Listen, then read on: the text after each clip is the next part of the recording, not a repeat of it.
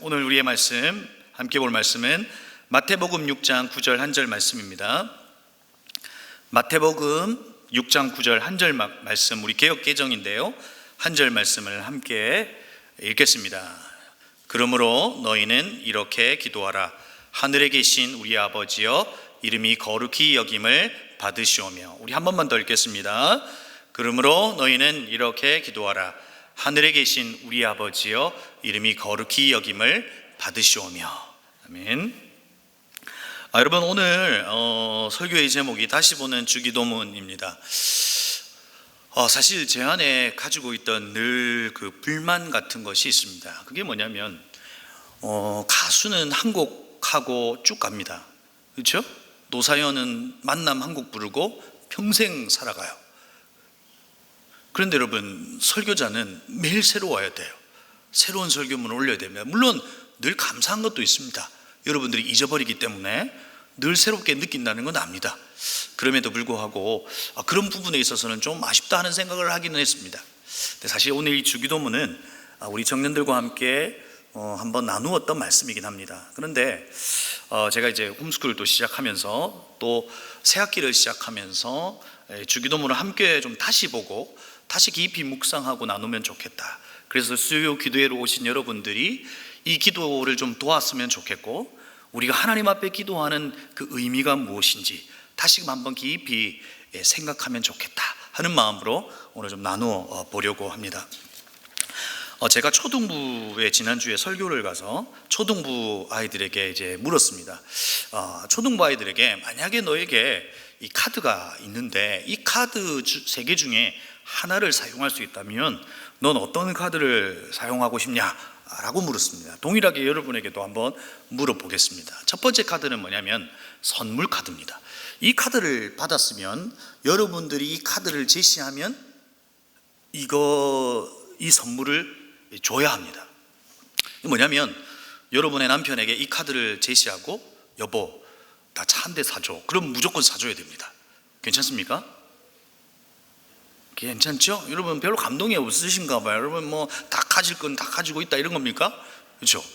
좋을 거예요. 두 번째 카드는 이런 카드입니다. 타임머신 카드예요. 이 카드를 제시하면 여러분이 가고 싶은 때로 갈 수 있습니다. 난 20대로 돌아가고 싶어. 이 카드 제시하고 가시면 돼요. 그리고 앞으로 한 10년, 20년 뒤의 모습을 보고 싶다. 그러면 제시하고 가시면 돼요. 여러분 어떤 카드를 가지고 싶으세요? 세 번째 카드는 기도 응답 카드입니다. 이 카드를 하나님 앞에 제시하면 하나님께서 여러분이 하는 그 기도에 응답하십니다. 여러분 1번, 2번, 3번 중에 어떤 카드를 가지고 싶으십니까? 1번, 2번, 3번. 3번이 많으세요.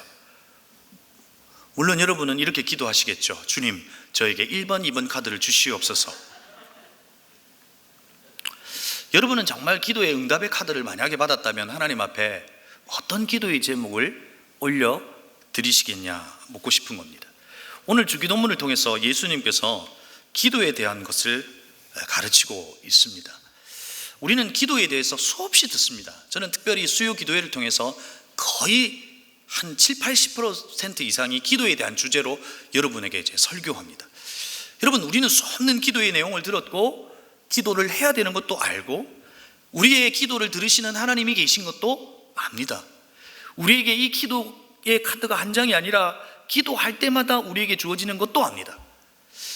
그런데 우리 안에 있는 이 기도가 정말 어떤 내용의 기도이고 어떤 방향의 기도이고, 그리고 이 기도를 우리에게 이 기도는 어떤 가치의 기도인가 한번 살펴보고 싶은 겁니다. 제가 제일 좋아하는 J.C. 라일이라고 하는 사람이 기도를 잃어버린 당신에게라고 하는 글에서 기도에 대한 도전을 합니다. 아무리 힘들고 어려워도 기도로 이루어지지 않는 일이 없습니다. 도무지 불가능해 보이고 속수무책인 일들도 기도를 통해 이루어집니다. 불이든지 물이든지 바다 한가운데든지 기도로 역사하지 못할 곳은 없습니다.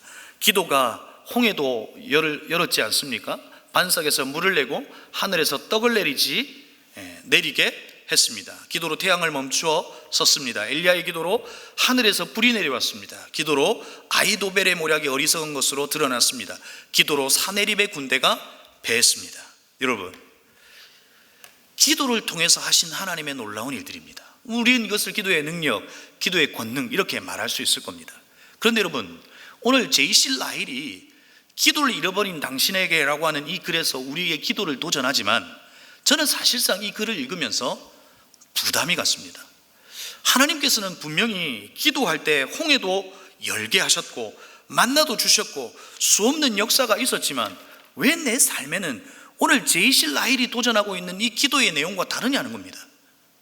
기도했는데 하나님께서 응답해 주시지 않는 것 같기도 하고, 침묵하고 계신 것 같기도 하고, 도대체 나의 기도를 통해서 나타나는 기도의 능력은, 권능은 있느냐는 겁니다. 그런데 여러분, 최근에 우리가 보고 있는, 묵상하고 있는 사무엘상을 통해서 깨달았던 기도의 권능, 기도의 능력이 이런 거지 않을까 하는 생각을 했습니다. 한나가 절망 가운데 무엇을 선택합니까? 기도를 선택합니다. 여러분, 절망에 오래 머물러 있으면 절망은 우리에게 죽음을 선물합니다.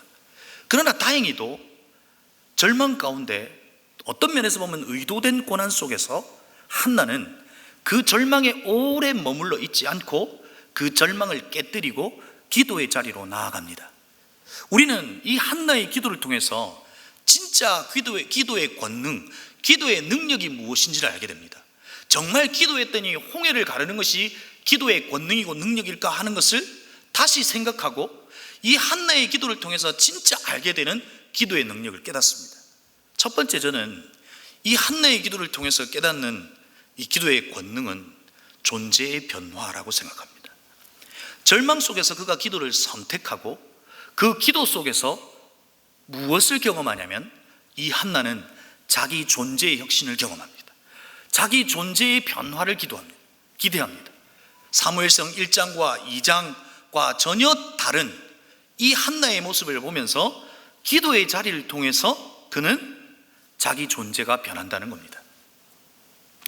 여러분, 이 존재의 변화는 만남으로부터 시작합니다. 그렇지 않습니까? 한나는 꽤 괜찮은 남편을 만났습니다. 여러분, 한나의 남편 사무엘상 1장을 읽으면서 부럽지 않습니까? 지금의 말로 바꾸면 어떤 겁니까? 집도 여러 채 있고요, 빌딩도 있습니다. 새 받아 먹고 사는데요, 그 남편은 얼굴도 잘생기고요, 너무 괜찮습니다. 너무 나이스합니다. 이벤트가 때가 되면요 100일, 200일, 300일 마이트 다 챙기고요, 생일은요 하여튼 엄청 챙기는 괜찮은 남편입니다. 여러분 어떠세요? 부러워요, 안 부러워요? 오늘 왜 이러세요? 부러우면 부럽다고 하세요. 감정을 솔직하게 표현하세요. 저는 부럽지 않습니다 이러지 마세요. 여러분, 그 남편의 만남을 통해서 그에게 주어진 게 뭐냐고요? 안정감이겠죠. 안전이겠죠. 그리고 그 시대 속에서, 이 사사 시대 속에서 많은 이들의 부러움을 샀겠죠. 그 남편과의 만남을 통해서 준 건 그거예요. 그런데 그 절망의 순간, 불임과 번인나의 그 괴롭힘 속에서 그가 기도의 자리를 선택할 때 누구를 만났냐고요? 하나님을 만났다고요. 하나님을 만나는 그 만남 속에서는 무엇이 있어요? 변화가 있어요. 그 존재의 변화가 있다고요. 여러분, 우리도 얼마나 많은 만남이 있습니까? 2019년 5월 20일 여러분은 누구를 만났습니까? 여러분은 모르시죠? 저를 만났습니다. 그렇죠? 제가 은혜 샘물교회에 왔잖아요. 여러분, 이 만남을 통해서 우리는 여러 변화들이 있다고요. 그러나 하나님과의 그 만남, 절망을 뚫고 들어간 그 자리에서 하나님을 만난 그때 한나에게는 존재의 변화, 존재의 혁신이 있었다. 실제의 기도의 권능은 기도를 통해서 얻어지는 어떤 결과물, 어떤 기도의 응답의 내용이 아니라 도저히 바꿀 수 없는 나를 바꾸는 것이 기도의 권능이라는 겁니다. 기도를 통해서 도저히 바꿀 수 없는 내가 바뀌어지기를 주의 이름으로 축복합니다. 내가 바뀌면 누가 바뀌는 줄 압니까? 옆에 계신 분이 바뀝니다. 아멘. 아무도 안 하세요. 네가 먼저 바뀌어라 이런 겁니까? 내가 바뀌면, 내가 바뀌어서 내 안에 생명이 있으면 생명 있는 자가 생명을 흘려보냅니다. 이게 기도의 권능이라고 생각해요. 두 번째는 뭐냐면 사무엘상 1장과 사무엘상 2장의 한나의 모습은 완전히 다릅니다. 2장을 통해서 그가 만난 하나님에 대하여 노래합니다. 첫 번째 절을 통해서 아이를 낳은 기쁨에 대하여 이야기하지만 그 두 번째 줄부터 계속해서 하나님은 누구신가에 대한 고백을 합니다. 그는 기도의 자리에서 하나님을 만났고 하나님을 만난 자리에서 하나님이 누구신가에 대한 하나님의 지식이 풍성해진 겁니다. 사무엘상 1장에서는 내 기도에 응답해 주셔야만 하는 하나님에 대한 지식으로 그가 하나님에게 화가 나 있다면, 사무엘상 2장은 죽이기도 하시고 살리기도 하시고 아이를 주시기도 하시고 주시지 않기도 하시는, 그럼에도 불구하고 그 하나님은 항상 옳다라고 하는 하나님에 대한 충만한 지식으로 그가 하나님에 대하여 고백하고 있다는 겁니다. 제가 사무엘상을 묵상하면서 깨닫는 것이 있습니다. 사무엘상을 통해서 깨닫는 기도의 권능, 첫 번째가 나를 바꾸어내시더라. 두 번째는 하나님에 대한 지식이 풍성해지더라는 겁니다. 여러분, 사무엘상을 통해서 깨닫는 하나님의 지식이 뭡니까? 이해되지 않습니다. 상황이 이해되지 않습니다. 하나님이 이해되지 않지 않습니까? 아이를 가질 수 있음에도 불구하고 불임의 상태로 만들어버린 거 하나님의 의도된 겁니다. 그러나 그것이 이해되지 않지 않습니까? 그런데 여러분, 사무엘상 2장이 끝나는 그 시점에서 우리가 고백할 수 있는 게 뭡니까? 하나님은 오르시더라는 겁니다. 하나님이 이해되지 않지만 하나님은 항상 오르시더라고 하는 하나님에 대한 지식이 우리 안에서 터져 나오더라는 겁니다. 여러분, 우리의 상황이 그리고 하나님이 이해되지 않을 수 있습니다. 그러나 하나님은 항상 옳습니다. 여러분, 이 부분에서는 모두가 아멘 하셔야 합니다. 다시 하겠습니다. 하나님이 이해되지 않을 수 있습니다. 상황이 이해되지 않을 수 있습니다. 그러나 하나님은 항상 옳으십니다. 이 하나님에 대한 지식이 우리의 신앙의 발걸음을 바꾸어 놓더라는 겁니다. 한나의 1장에서 나타난 한나와 2장 이후의 한나의 모습은 완전히 다를 거 같지 않습니까? 왜 다른 거예요? 응답 받았기 때문에 그가 다른 겁니까? 아니에요. 하나님에 대한 지식이 달라졌기 때문에 그렇습니다. 기도의 권능은 기도의 자리에서 하나님을 알게 돼요. 세 번째는 하나님의 뜻을 알게 됐죠. 한나는 암울한 사사시대 속에서 기름 부음 받은 자, 그 암울한 시대 속에서 다윗 왕의 계보를 세우시고 그 다윗 왕을 통해서 하나님 나라의 샘플, 그리고 더 나아가 그 기름 부음 받은 자인 그리스도에게까지 하나님의 마음이 있다는 것을 그가 깨달은 거죠. 그래서 그가 2장 10절에서 바로 그 기름 부은 자에 대한 고백을 하고 있는 거잖아요. 기도의 권능은 뭐냐면 그 기도의 자리에서 하나님의 뜻을 알게 되더라는 거죠. 그런데 여러분, 제가 만난 하나님은 하나님의 뜻을 저 멀리 있는 데까지 알려주지 않아요. 하나님은 한 발짝 정도 앞에 있는 하나님의 뜻을 알게 해주시더라고요. 사실 완전히 안 것도 아니에요. 그런데 그 한 발짝으로 나아가는 거죠. 그리고 다시 하나님 앞에 묻는 거죠. 그리고 한 발짝 나아가는 거죠. 그리고 한 발짝 나아가게 하시면서 하나님의 뜻이 우리 안에서 완성되어져 가고, 우리는 하나님을 더욱더 알아가는 지식이 풍성해져 가고, 우리는 하나님과의 친밀함이 더욱더 커져 가더라. 이게 제가 경험한 하나님이에요. 기도의 권능은 기도하니 주시더라. 그럼 주시면 뭐 할 겁니까? 전 좋겠는데. 그런데 하나님 기도의 진짜 권능은 내가 원하는 것을 주시는 것이 아니라 이 기도 속에서 나를 바꾸어 내시고 하나님에 대한 지식을 알게 하시고 하나님의 뜻을 알게 하시는 것이 기도의 권능이다 하는 것이죠. 오늘 주기도문 속에서 주님께서 기도를 가르치세요. 기도를 가르치시면서 주님께서 뭐라고 말씀하시냐면, 그러므로 너희는 이렇게 기도하라 라고 말해요. 항상 성경에서 그러므로 라고 나오면 그러므로 앞에 내용을 우리가 알아야 돼요. 여러분, 그러므로 너희는 이렇게 기도하라 라고 할 때는 반대되는 어떤 이야기가 있겠죠. 그 첫 번째가 뭐냐면 외식하는 자와 같이 하지 말라. 두 번째는 중언부언하지 말라라고 되어 있어요. 여러분, 이 기도를 설명할 수 있지만 그냥 간단히 한마디로 말하면 이 기도는 누구예요? 하나님을 향해 있는 기도가 아니라 사람을 향해 있는 기도이죠. 누군가가 나를 봤을 때 나는 기도하는 사람처럼 보여야 되는 바로 기도의 모습이 있는 거죠. 여러분, 이 기도의 모습 속에서 진짜 기도가 무엇인지를 알려주려고 한 거죠. 그런데 여러분, 여기에서 오늘 우리가 하나님 앞에 기도하는 기도의 모습, 오늘 우리가 기도하는 예배하는 예배의 모습을 한번 살펴볼 필요가 있어요. 여러분 주일마다 예배하러 나오시는 것이 여러분 기쁘세요? 즐거우세요? 행복하세요? 아니면 그렇지 않으세요? 청년 하나가 저에게 이렇게 질문했어요. 목사님, 신앙생활하면 늘 다이나믹해야 합니까? 라고 질문했어요. 여러분, 신앙생활하면 늘 다이나믹해야 됩니까? 여러분 한번 답해 보세요. 여러분, 늘 다이나믹하고 늘 텐션이 올라가 있으면 빨리 죽어요. 막 심장이 뛰고 맨날 막 벌렁벌렁거리고 예배를 드리고 막 신앙생활하고 이런 사람 어디 있어요? 때로는 우울할 수도 있어요. 때로는 깊은 고뇌 속에서 하나님을 알아가는 시간도 필요해요. 근데 여러분에게 묻고 싶은 건 뭐냐면, 그렇게 다이나믹한 신앙이 있느냐라고 물어보는 것이 아니라 우리의 기도가, 우리의 예배에 대한 그 갈망의 마음이 있느냐 하는 거예요. 오늘 그러므로 너희는 이렇게 기도하라라고 할 때 이 외식하는 자의 기도는 어떤 기도였을까요? 그들의 기도는 기도 속에서 자기가 그 기도의 중심이 아니에요. 그들은 철저한 감정의 노예가 되어 있는 거죠. 여러분, 우리는 주일날 예배를 올 때 이렇게 올 수도 있습니다. 오늘 주일 성수 해야지, 오늘 주님의 말씀을 꼭 듣고 해야지 하면서 다 허벅지를 막 찌르면서 주여 오늘 주님의 말씀을 잘 듣겠습니다. 그렇게 동기부여를 계속해서 하는 순간 우리는 뭐가 되는 거예요? 그 감정의 노예가 되는 겁니다. 그 감정의 노예가 되지 않는 건 뭐예요? 그리스도께서 십자가에 못 박혀 죽으시고 우리에게 주신 건 뭐예요? 바로 자유예요.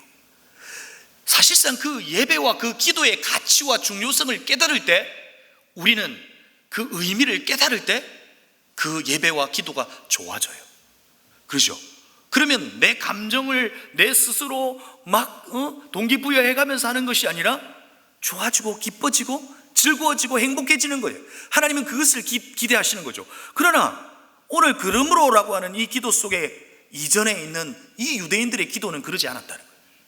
감정의 노예가 되고 기도의 형식은 있었으나 그 안에 기도의 기쁨은 없었다는 거예요. 사랑하는 성도 여러분, 여러분 안에 기도의 기쁨이 회복될 수 있기를 바랍니다. 기도의 가치가 어떤 건지를 알면 회복될 수 있습니다. 그것을 뒷부분에 여러분에게 설명드리겠습니다.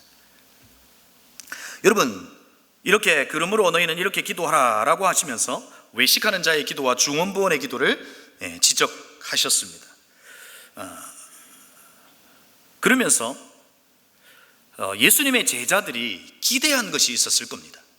그러면 도대체 하나님은 이렇게 기도하라라고 하는 그 이렇게라고 하는 어떤 기도의 방법을 가르치실까? 도대체 예수님은 그 기도의 방법을 제시할 때 첫 번째 뭘 이야기하실까라고 하는 기대감이 있었을 거예요. 누가복음에 보면 예수님께 질문하죠. 예수께 한 곳에 기도하시고 마치심에 제자 중 하나가 여짜오되 주여 요한이 자기 제자들에게 기도를 가르치신 것 같이 우리에게도 기도를 가르쳐 주옵소서라고 기도를 가르쳐 달라고 묻는 제자의 모습 있죠. 여러분, 예수님은 얼마나 기뻐했는지 몰라요. 그렇죠? 그러면서 그의 마음과 감정과 이 제자들이 기도를 가르쳐 달라고 하는 그 기쁨과 그 환희와 이런 것들을 다 억누르시고 아주 냉정하게 너희는 이렇게 기도하라 라고 하면서 기도를 가르치세요. 여러분, 기도는 어떻게 해야 할까요? 어떻게 기도해야 할까요? 제가 그래도 수십 년 기도했잖아요. 저는 태어날 때 주여 하고 태어났다고 생각한다고요. 여러분, 저는 수십 년 기도했는데 기도하는 모습을 보면서 제가 이제 깨달은 게 하나가 있어요. 우리 성도님들이 기도할 때 이렇게 기도하세요. 주여, 앞뒤로 기도하시는 분이 계세요. 그렇죠? 제가 한 차례 보니까 앞뒤로 주여 하고 기도하시는 분들은 삶의 고난이 좀 많으신 분들이에요. 뭔가 문제가 생겼어요. 여러분, 이게 성경에 있는 거 아닙니다. 분위기 전환을 위해서 하는 거예요. 또 옆으로 기도하시는 분이 있어요. 주여 아버지, 이런 분들은 뭐예요? 삶에 문제가 없어요. 평온한 상태, 그분이 너무 좋아서 주여 아버지 하나님, 제가 이렇게 한 수십 년 동안 이 예배하시는 분들 보니 그래요. 오늘 한번 볼 거예요. 오늘 여러분, 하나님이 이렇게 기도하라고 하는 기도의 모습과 방법을 가르치실 줄 알았어요. 하루 3번 기도하고 중원 부원 기도는 하지 않되 하여튼 소리 내서 기도하라, 뭐 이런 방법을 가르치실 것 같았지만 예수님은 하늘에 계신 우리 아버지여라고 기도하라고 말씀하세요. 여러분, 우리는 하나님 아버지라고 기도하기에 이것이 우리에게 얼마나 감격적인 기도인지는 몰라요. 그런데 여러분, 당시 예수님의 제자들에게 이 기도는 놀라운 거죠. 왜요?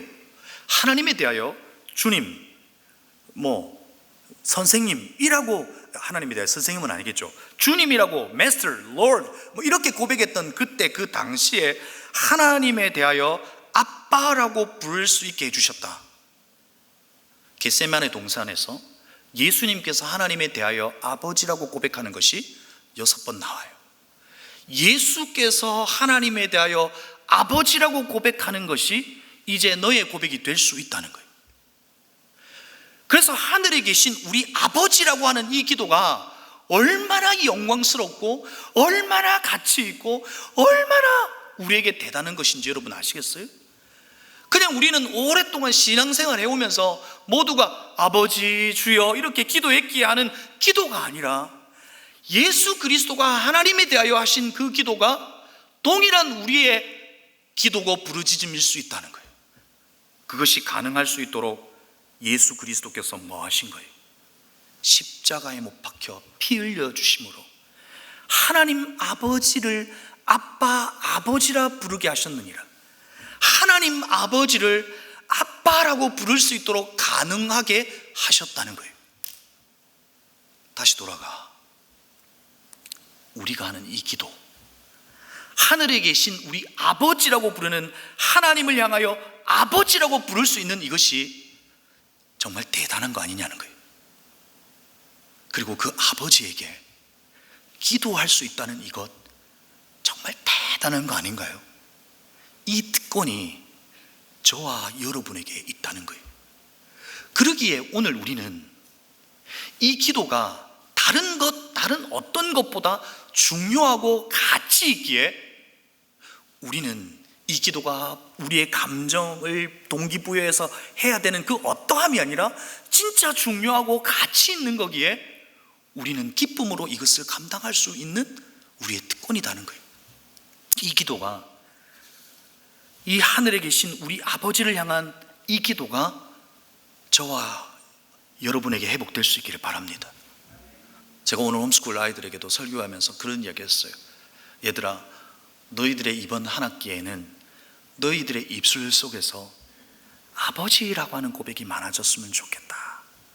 어떤 상황과 어떤 일들이 일어나도 너희들의 육신의 엄마 아빠를 부르짖는 것이 너희들의 삶의 1번인 거 나 안다.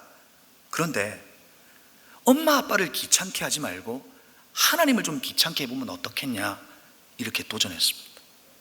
사랑하는 성도 여러분, 여러분에게도 도전합니다. 우리 아버지 살아계시고 우리 아버지, 그분이 아버지라고 부를 수 있도록 독생자를 우리에게 내어주셨습니다. 하나님을 아버지라고 간절히 찾는 남은 2022년이 되기를 주의 이름으로 축복합니다. 그리고 이 아버지라고 하는 이 단어 앞에는 무엇이 붙어 있냐면 하늘에 계신이라고 하는 단어가 붙어 있습니다. 하나님께서 하늘에 계시다라고 말하는 겁니다. 여러분, 하늘은 어떤 곳입니까? 여러분, 하늘에 가보셨습니까? 물론 비행기를 타고 가보셨겠죠. 그런데 여러분, 여기서 말하는 하늘은 어떤 하늘입니까? 우리 스스로 침범하거나 마음대로 들락날락하지 못하는 것을 하늘이라고 하는 표현으로 사용하신 겁니다. 우리는 피조물이기 때문에 시간과 공간의 제약을 받고 있어서 하늘에 계신 아버지가 계신 하늘에 갈 수 있는 존재가 아닙니다. 그래서 하늘에 계신 우리 아버지라고 할 때 이 하늘이라고 하는 의미는 피조물인 너희들은 이곳에 올 수 없는 그래서 난 특별한 존재야 라고 하는 것의 의미가 아닙니다. 너희들이 아버지라고 부르는 하나님은 어느 누구도 들락날락할 수 없는, 침범할 수 없는 하늘이지만 예수 그리스도의 이름으로 들락날락하고 침범할 수 있는 곳이 하늘이라는 것입니다. 그리고 그 하늘의 아버지는 하늘에만 계신 분이 아니라 하늘에 계실 수 있는 분은 오늘 이곳에서도 계실 수 있는 분인 것을 이야기해 주는 겁니다. 하늘에 계신 우리 아버지, 그분은 하늘에 계실 수도 있고 오늘 이곳에도 계실 수 있습니다. 아멘이십니까? 외로울 때가 있으시죠?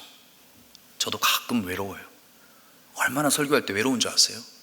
여러분, 이 많은 사람들 중에 저 혼자만 다른 방향을 보고 있어요. 얼마나 외로워요. 그렇죠? 외로울 때가 있고요, 힘들 때 있어요. 한나도 자기의 남편이 안정감을 줄 수 있을 것이라고 생각했는지는 몰라요. 그런데 내 가까이 있는 어떤 누구도 나에게 결코 대단한 일을 할 수 없어요. 사람 별로예요. 제가 청년부 설교를 하면서 사람에게 너무 기대지 마세요라고 하는 설교의 제목을 달았어요. 너무 사람에게 기대려고 하더라고요.